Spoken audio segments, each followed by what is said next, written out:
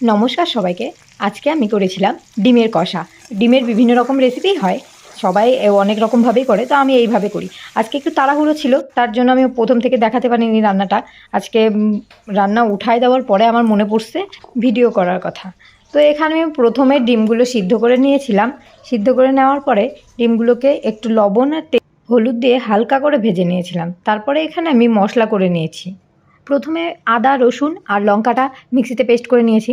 তারপরে আমি পেঁয়াজটাকে আলাদা করে মিক্সিতে পেস্ট করে নিয়েছিলাম। আর এখানে কড়াইতে তেল বসিয়ে আমি তার মধ্যে একটু জিরে আর তেজপাতা ফোড়ন দিয়েছিলাম।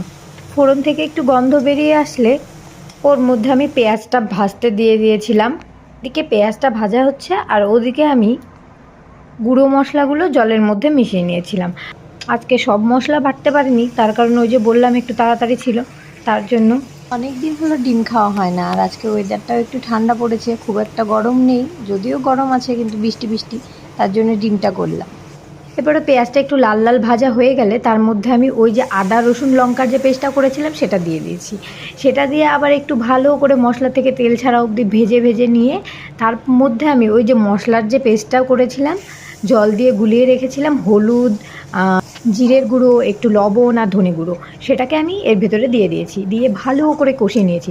যতক্ষণ না মশলা থেকে তেল ছাড়ে ততক্ষণ অবধি মশলাটাকে একদম লো হিটে কষাতে হবে।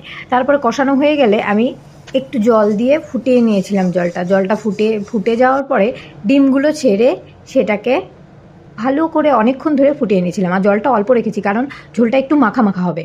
একটু গরম মশলা দিয়ে নামিয়ে নিলে হয়ে যাবে আজকের ডিম কষা।